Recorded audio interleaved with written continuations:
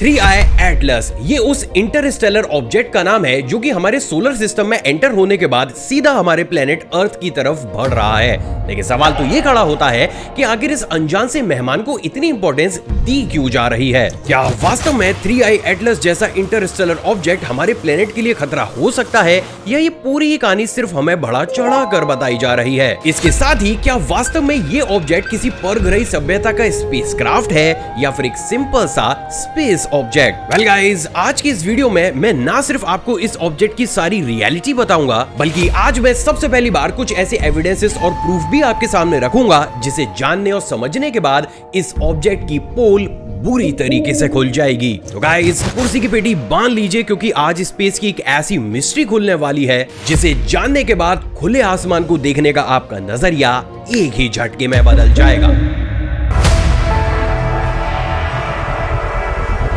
3i Atlas ये वो Interstellar object है जिसने आज की डेट में प्रैक्टिकली पूरी दुनिया के बड़े बड़े रिसर्चर्स की रातों की नींदें उड़ा रखी है। लेकिन आखिर ये इतना ज्यादा इंपॉर्टेंट क्यों है, इसके सटीक आंसर को जानने के लिए हमें और आपको चलना होगा साल 2017 में। असल में अक्टूबर 2017 में हवाई के पेन स्टार S1 टेलीस्कोप के जियोलॉजिस्ट रॉबर्ट वेरिक अर्थ से दूर जा रहे एक चमकीले से ऑब्जेक्ट का पता लगाते हैं। इंटरेस्टिंगली शुरुआती दौर में रॉबर्ट को ये कोई नॉर्मल सा मीटरॉइड या फिर एस्ट्रॉइड लग रहा था, लेकिन जैसे ही वो इसकी ट्रैकिंग करना शुरू करते हैं, लिटरली भाई उनके पैरों के नीचे की जमीन खिसक जाती है। असल में गाइस, इनिशियल टेलीस्कोपिक डेटा से रॉबर्ट को ये पता चलता है कि ये ऑब्जेक्ट अप्रोक्सीमेटली 87.3 किलोमीटर पर सेकंड की स्पीड से हमारे सोलर सिस्टम में ट्रैवल कर रहा है। जबकि बात अगर नॉर्मल कोई भी एस्ट्रॉइड या फिर मीटियोर की जाए तो उसकी मैक्सिमम ट्रैवलिंग स्पीड 19 किलोमीटर पर सेकंड के आसपास होती है, जिससे शुरुआती इन्वेस्टिगेशन से ही ये बात पूरे तरीके से क्लियर हो जाती है कि ये ऑब्जेक्ट हमारे सोलर सिस्टम का पार्ट तो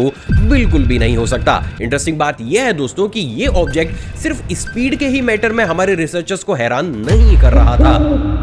असल में रॉबर्ट के डेटा ने यह बात भी पूरे तरीके से क्लियर करी कि ये ऑब्जेक्ट लगभग 7.3 घंटे में अपनी एक्सिस स्पिन को कंप्लीट कर लेता है, जिसकी वजह से इसकी ट्रेजेक्टरी नॉर्मल होने की बजाय हाइपरबोलिक थी। असल में देखो गाइस, हमारे सोलर सिस्टम के अंदर सन की ग्रेविटी के इन्फ्लुएंस में जितने भी प्लैनेट, मीटरॉइड या फिर एस्ट्रॉइड होते हैं, वो सन के चारों ही तरफ इलिप्टिकल सर्कल में मूव करते हैं। लेकिन बात अगर इस अननोन ऑब्जेक्ट की जाए तो क्योंकि इसकी स्पीड काफी ज्यादा तेज थी, तो ये हमारे सोलर सिस्टम के इस बेसिक प्रिंसिपल को भी फॉलो नहीं कर रहा था। सिर्फ इतना ही नहीं, बल्कि बात अगर इसके साइज की जाए तो ये 400 मीटर लंबा एक बेहद ही शांत सा ऑब्जेक्ट था, और इसकी यही क्वालिटी भाई हमारे रिसर्चर्स को हिला कर रख रही थी। असल में देखो, अगर कोई भी एस्ट्रॉइड या फिर मीटियोर हमारे सोलर सिस्टम में ट्रेवल करता है तो उसकी कुछ बेसिक प्रॉपर्टीज होती हैं। जैसे एग्जांपल के लिए, जैसे जैसे वो हमारे सोलर सिस्टम के अंदर ट्रेवल करेगा, उसके ऊपर से डस्ट पार्टिकल या फिर अलग अलग तरीके की गैसेस रिलीज 100% होती है। लेकिन बात अगर इस ऑब्जेक्ट की जाए तो इससे ना ही कोई भी डस्ट पार्टिकल रिलीज हो रहा था और ना ही कोई भी गैस। अजीब बात ये थी दोस्तों कि नॉर्मली कोई भी ऑब्जेक्ट इस तरीके का शांत बिहेवियर तब दिखाता है जब वो अंदर से कंप्लीटली फ्रीज होता है। लेकिन हमारी कंप्लीट नॉलेज के अकॉर्डिंग कोई भी ऑब्जेक्ट जो इतनी तेज स्पीड और रोटेशन से आगे बढ़ रहा हो, वो किसी भी हाल में अंदर से फ्रीज नहीं रह सकता। और ये भी एक बहुत बड़ा रीजन है जिसके चलते हुए इस ऑब्जेक्ट को इंसानी इतिहास का सबसे पहला ऐसा नोइंग ऑब्जेक्ट भी माना गया जो ना ही हमारे सोलर सिस्टम का था और ना ही नेचुरली बना हुआ लग रहा था। और फाइनली फिर इस ऑब्जेक्ट को नाम दिया गया 1i Oumuamua. But wait a second भाई, आखिर स्पेस टेक्नोलॉजी में इतना ज्यादा एडवांस होने के बावजूद भी प्रैक्टिकली हम आज तक ये क्यों नहीं पता लगा पाए कि ये ऑब्जेक्ट था तो था क्या? वेल गाइस, इसका सच अपने आप में और ज्यादा इंटरेस्टिंग है। असल में देखो, इस ओमुमुआमा को 19 अक्टूबर 2017 को देखा गया, लेकिन हैरान करने वाली बात ये थी दोस्तों कि इसकी डिटेक्शन से लगभग 5 दिन पहले ही, यानी कि 14 अक्टूबर 2017 को ही ये ऑब्जेक्ट ऑलरेडी हमारे अर्थ के ऑर्बिट को क्रॉस करके सन की तरफ बढ़ चुका था। अब नॉर्मली कोई भी स्पेस ऑब्जेक्ट जो कि अर्थ के ऑर्बिट को क्रॉस करके आगे की तरफ बढ़ता है, भाई नॉर्मली उसके बारे में हमें कई हफ्ते पहले ही पता चल जाता है। तो फिर आखिर ओमुमुआमा के साथ ऐसा क्या हुआ जिसके चलते हुए इसकी हमें भनक तक नहीं लगी?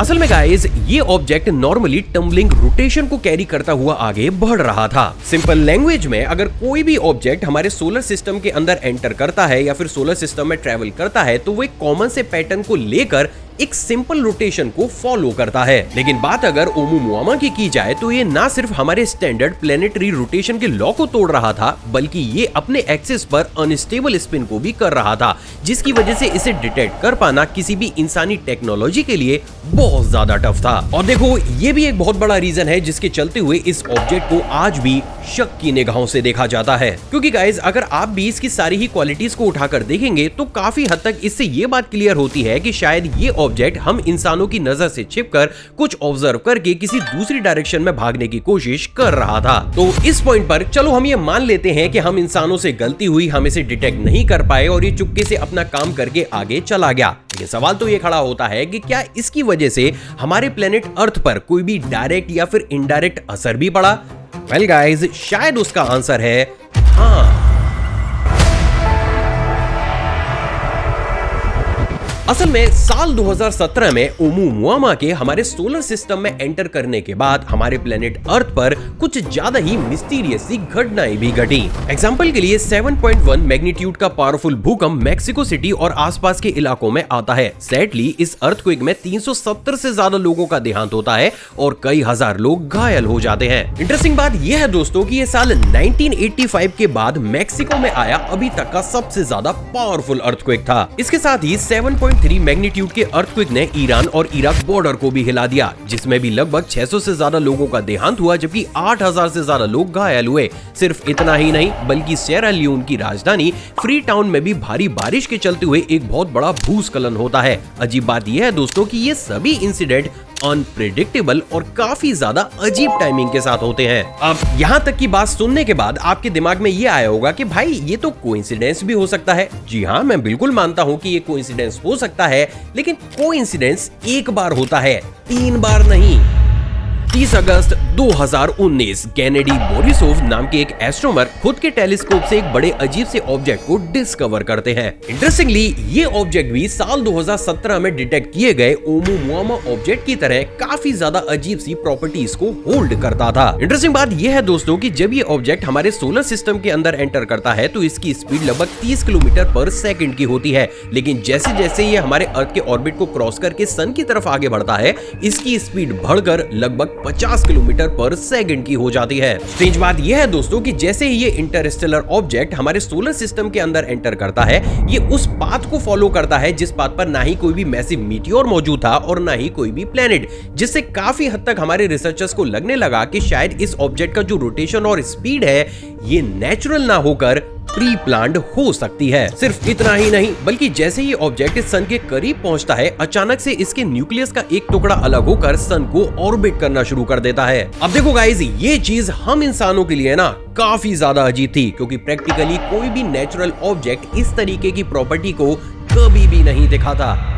स्ट्रेंज बात ये थी दोस्तों कि जैसे ही वो टुकड़ा अलग होता है, बचा हुआ पार्ट सेम स्पीड से ट्रेवलिंग करता हुआ हमारे सोलर सिस्टम से बाहर निकल जाता है और फाइनली हमें मिलता है ह्यूमन हिस्ट्री का सेकंड ऐसा ऑब्जेक्ट जो कि हमारे सोलर सिस्टम का हिस्सा नहीं था, और इसलिए इस बार इसको नाम दिया जाता है 2I बोरिसोव। अब अजीब बात यह है दोस्तों कि साल 2019 में भी हमें अर्थ पर अनप्रेडिक्टेबल और अनयूजुअल से इवेंट्स देखने को मिले। जैसे एग्जांपल के लिए अफ्रीका के मोजाम्बिक और जिम्बाब्वे और मलावी में आया एक तूफान, जिस अकेले ने 1300 से ज्यादा लोगों को खत्म किया और लाखों लोगों को बेघर कर दिया। सिर्फ इतना ही नहीं, बल्कि इस साल भी हमें अर्थ पर बहुत सारे ऐसे इवेंट्स भी देखने को मिले जो अचानक से दुनिया के सामने आए और उनको पहले से प्रेडिक्ट नहीं किया गया था।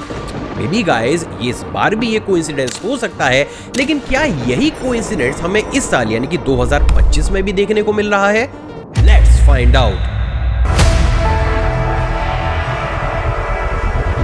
1 जुलाई 2025 चिली के एटलस टेलीस्कोप की एक इमेज में हमें एक अजीब सा डॉट नजर आता है। स्ट्रेंज बात ये थी दोस्तों कि ये कोई नॉर्मल डॉट नहीं, बल्कि इंसानी इतिहास का तीसरा इंटरस्टेलर ऑब्जेक्ट है। इंटरेस्टिंगली, ये ऑब्जेक्ट भी ओमुमुआमा और बोरिसोव की तरह हाइपरबोलिक ट्रेजेक्टरी को फॉलो करता हुआ हमारे प्लेनेट अर्थ की तरफ बढ़ रहा है। लेकिन एक चीज जो इस ऑब्जेक्ट को बाकी की दोनों ऑब्जेक्ट से अलग बनाती है वो है इसका साइज। असल में देखो, जब ओमुमुआमा हमारे सोलर सिस्टम के अंदर आया था तो उसका न्यूक्लियस साइज 0.1 से लेकर 0.4 किलोमीटर के आसपास था, जिसके बाद एंट्री लेता है बोरिसोव और उसका न्यूक्लियस साइज लगभग 1 किलोमीटर के आसपास था। जबकि बात अगर इस लेटेस्ट 3I एटलस की जाए तो इसका न्यूक्लियस साइज लगभग 7 किलोमीटर से लेकर 11 किलोमीटर तक के बीच का बताया जा रहा है, जिससे एक बात पूरे तरीके से क्लियर हो जाती है कि हर बार जब भी कोई भी ऑब्जेक्ट सोलर सिस्टम के बाहर से अंदर की तरफ एंट्री लेता है तो उसका साइज हर बार बढ़ रहा है, और यही चीज प्रैक्टिकली हमारे रिसर्चर्स की रातों की नींदें उड़ाए हुए है। असल में देखो गाइज, ये वो कॉमन पैटर्न है जिसका इस्तेमाल हम इंसान किसी दूसरे प्लेनेट को ऑब्जर्व करने के लिए करते हैं। असल में देखो, जब भी हमें किसी भी नए प्लेनेट को ऑब्जर्व करना होता है तो सबसे पहले हम एक छोटे से ऑब्जर्वर को उसके पास भेजते हैं। अगर मिशन सक्सेसफुल हो जाता है तो हम अगली बार ज्यादा इक्विपमेंट के साथ और ज्यादा बड़े ऑब्जर्वर को उस प्लेनेट के पास भेजते हैं, और ठीक इसी तरीके से हम इस पैटर्न को फॉलो करते हुए हर नए मिशन में साइज को बढ़ाते चलते हैं। तो अब अगर ये मान लिया जाए कि हमारे सोलर सिस्टम के बाहर मौजूद कोई सभ्यता हमारे प्लेनेट अर्थ पर नजर रखना चाहती है तो ये पैटर्न काफी हद तक इस थ्योरी को सपोर्ट करता है। इसके साथ ही एक और चीज जो इन सारे ही ऑब्जेक्ट्स को काफी ज्यादा मिस्टीरियस बनाती है वो है इनका सेलेक्टेड पाथ। असल में गाइस, बात चाहे ओumuamua की जाए, चाहे बोरिसोव की जाए या फिर 3i एटलस की, ये तीनों ही ऑब्जेक्ट ऐसी स्पीड और पाथ में ट्रेवल करते हैं जिससे ये हमारे सोलर सिस्टम में एंट्री से लेकर एग्जिट तक एक सिंगल से भी प्लेनेट, स्पेस जंक या फिर मीटेरॉइड से टकराते तक नहीं। और नॉर्मली देखो गाइस, ऐसा होना ना बहुत ज्यादा रेयर होता है। एक और चीज जो 3i एटलस को काफी ज्यादा मिस्टीरियस बनाती है वो ये है गाइस कि इनिशियल डेटा ये सजेस्ट कर रहे हैं कि इस ऑब्जेक्ट का मटेरियल लगभग 7 बिलियन साल पुराना हो सकता है। यानी कि टेक्निकली ये ऑब्जेक्ट हमारी मिल्की वे के बहुत पुराने रीजन से बिलोंग करता है, जिससे एक बात पूरे तरीके से क्लियर होती है कि अगर किसी भारी सभ्यता ने इस ऑब्जेक्ट को बनाकर अर्थ के पास भेजा है तो टेक्निकली वो सभ्यता हमारी इंसानी सभ्यता से कई 100 करोड़ साल पुरानी होगी। तो इस पॉइंट पर अगर हम इंसान सिर्फ कुछ दशकों में ही इतने एडवांस हो चुके हैं कि हम मार्स और मून पर अपने मिशन भेज रहे हैं, तो आप खुद से भी इस बात का अंदाजा लगा सकते हैं कि वो सिविलाइजेशन टेक्नोलॉजी में कितनी ज्यादा एडवांस होगी। बट वेट अ सेकंड भाई, फिर भी यहाँ पर एक सवाल है कि हम इतना ओवरथिंक क्यों कर रहे हैं और हम यही क्यों मान रहे हैं कि ये कोई एलियन सिविलाइजेशन का स्पेसशिप ही हो सकता है। असल में देखो गाइज, इसके पीछे का सबसे बड़ा रीजन हमें 3i एटलस की टेल पर गैस और डस्ट के स्ट्रेंज आउटबर्स्ट का दिखना है। असल में देखो गाइज, नॉर्मली इन तरीके के जो आउटबर्स्ट होते हैं वो हमें उन ऑब्जेक्ट्स के अंदर देखने को मिलते हैं जिनके अंदर एक मैसिव इंजन को इंस्टॉल किया जाता है। ये नॉर्मली वही आउटबर्स्ट होते हैं जो हम किसी भी स्पेस मिशन की लॉन्चिंग के समय या फिर आउटर स्पेस में भी किसी मॉड्यूलर को सही रास्ते पर लाने के लिए ना हमारे द्वारा बनाए गए इंजन का इस्तेमाल करते हुए भी रिलीज कराते हैं। एक और चीज जो काफी ज्यादा अजीब है वो ये है दोस्तों क्योंकि इस 3i एटलस का साइज बाकी के दोनों ही ऑब्जेक्ट्स के कंपैरिजन में काफी ज्यादा बड़ा है, तो नॉर्मली ये माना जा रहा है कि भाई इतना बड़ा ऑब्जेक्ट बिना किसी इंजन के इतनी तेज स्पीड से सोलर सिस्टम में ट्रेवल कर ही नहीं सकता। और यही वो कुछ सेलेक्टेड ऐसे कारण हैं जिसके चलते हुए 3i एटलस को बाकी के दो इंटरस्टेलर ऑब्जेक्ट के कंपैरिजन में काफी ज्यादा मिस्टीरियस माना जा रहा है। इसके साथ ही बात अगर साल 2025 की जाए तो देखो इस साल भी ना हमें हमारे प्लेनेट पर एक अजीब सा पैटर्न दोबारा देखने को मिल रहा है। क्योंकि गाइस, जहां एक तरफ इस साल की शुरुआत से ही हमें बहुत से अंडर वाटर सी क्रिएचर्स पानी के बाहर निकलते हुए दिखाई दिए जो कि इस साल से पहले इतने बड़े स्केल पर कभी भी नहीं हुआ था, तो वहीं दूसरी तरफ रिसेंटली जापान और रशिया में रिकॉर्ड ब्रेकिंग अर्थक्वेक भी रिपोर्ट किए गए हैं। एंड बाय द वे, ये सुनने के बाद अगर आपको ऐसा लग रहा है कि इस चीज से हमारा देश भारत अनटच्ड है तो सॉरी टू से दिस, लेकिन आप यहाँ पर गलत हैं। क्योंकि गाइस, भारत में जो ग्रेट हिमालयन अर्थक्वेक आने वाला है वो तो इतना ज्यादा मैसिव होगा कि वो एक बार में ही भारत के 30 करोड़ लोगों को अफेक्ट कर सकता है। जिससे अगेन ये बात खड़ी होती है कि क्या एक बार फिर से ये सिर्फ कोइंसिडेंस ही है? वेल गाइस, जब इस चीज के ऊपर मैंने और ज्यादा डीप रिसर्च करी तो मेरे सामने एक ऐसा सच भी आया जिसे पता नहीं बाकी के किसी भी इंसान ने आप लोगों के सामने क्यों नहीं रखा। अब क्या है वो सच, चलिए वो भी डिकोड करते हैं। असल में देखो गाइस, जब इस चीज के सच को जानने के लिए मैंने प्रॉपर तरीके से इसके ऊपर इन्वेस्टिगेशन करी तो मेरे सामने ना एक बहुत अजीब सा पैटर्न आया जिसके बारे में भाई किसी भी इंसान ने जिक्र नहीं किया। शायद उनको व्यूज की पड़ी हुई होगी, लेकिन भाई मैं तो पोल खोल के रहूंगा। असल में देखो गाइस, बात अगर सबसे पहले ऑब्जेक्ट यानी कि ओumuamua की जाए तो उसकी सबसे क्लोजेस्ट दूरी हमारे प्लेनेट से लगभग 0.16 AU थी। यानी कि सिंपली अगर आपको इस चीज को मैं समझाऊं तो अर्थ से लगभग 2.4 करोड़ किलोमीटर दूर। And it's make me curious कि अगर भाई कोई भी एडवांस सिविलाइजेशन अपने प्रोब को अर्थ पर नजर रखने के लिए भेजेगी तो वो उस प्रोब को अर्थ से लगभग 2.5 करोड़ किलोमीटर दूर क्यों रखेगी? वेल शायद वो हमें कुछ ज्यादा ही दूर से देखना चाहते हैं। इसके साथ ही गाइज अब आप मुझे खुद से ये बताओ कि चलो ठीक है, अब अगर इस पॉइंट पर हमें सेकंड कोई मिशन लॉन्च करना होगा तो हम उसकी दूरी अर्थ से कम रखेंगे या फिर और ज्यादा दूर? भाई ऑब्वियस सी बात है कि अर्थ को ऑब्जर्व करने के लिए जब दूसरे मिशन को लॉन्च किया जाएगा तो उसकी दूरी पहले वाले से कम होगी, राइट? बट अफसोस ऐसा है नहीं। असल में देखो गाइस, बात अगर 2i बोरिसोव ऑब्जेक्ट की भी करूं तो वो अर्थ से लगभग 2.9 करोड़ किलोमीटर दूरी से क्रॉस हुआ था, यानी कि पहले वाले ऑब्जेक्ट से भी लगभग 50 लाख किलोमीटर की और ज्यादा दूरी से। तो चलो पुराने डेटा को छोड़कर अब बात नए डेटा की करते हैं। असल में देखो, इस 3i एटलस का रिसेंटली जो पाथ प्रेडिक्ट किया गया है उसके अकॉर्डिंग इस ऑब्जेक्ट का अर्थ से क्लोजेस्ट डिस्टेंस लगभग 26.9 करोड़ किलोमीटर होगा, जो कि पहले के दोनों ही ऑब्जेक्ट्स के कंपैरिजन में भाई बहुत ज्यादा दूर है। तो यहाँ पर बिल्कुल ही बेसिक लॉजिक लगाकर भी अगर इस पैटर्न को देखा जाए तो यहाँ पर एक बात पूरे तरीके से क्लियर होती है कि भाई अगर ये ऑब्जेक्ट किसी भारी सभ्यता के द्वारा ऑपरेट भी किया जा रहा है तब भी उसका टारगेट अर्थ नहीं बल्कि कुछ और है। और वो कुछ और क्या है चलो वो भी बताता हूँ। असल में देखो गाइस, बात अगर सबसे पहले ऑब्जेक्ट यानी कि ओमुमुआ की जाए तो क्या आप मुझे ये बता सकते हैं कि हमने उसे अचानक से सन के पास डिटेक्ट कर कैसे लिया? नहीं? तो चलो मैं बताता हूँ। असल में जब वो ऑब्जेक्ट हमारे अर्थ के ऑर्बिट को क्रॉस करके सन के पास पहुंचा तो उसने अपने रोटेशन को स्लो डाउन कर दिया। अब जैसे ही उसका रोटेशन स्लो डाउन हुआ हमारे टेलीस्कोप ने उसे तुरंत ही डिटेक्ट कर लिया। वहीं अब बात अगर दूसरे ऑब्जेक्ट की भी की जाए तो दूसरे ऑब्जेक्ट का भी वो टुकड़ा अर्थ के ऑर्बिट नहीं बल्कि सन के ऑर्बिट में जाकर टूटा था।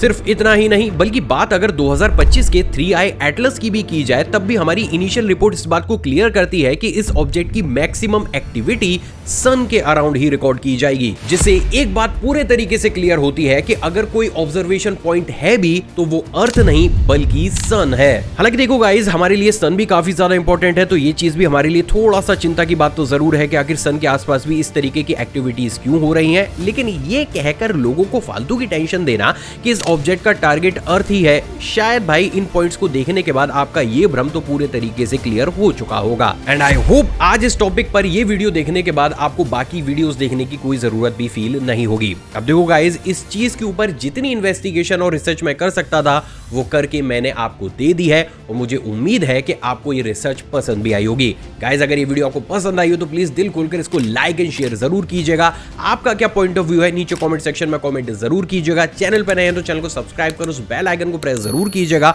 और इसके साथ ही अभी आपकी स्क्रीन पर आपको जो वीडियोस दिख रही है ना भाई, वो भी अपने आप में काफी ज्यादा मिस्टीरियस है, तो उन्हें भी चेकआउट जरूर कीजिएगा। मिलते हैं एक और फ्रेश कमाल मिस्टीरियस एपिसोड के साथ। टिल देन, जय हिंद।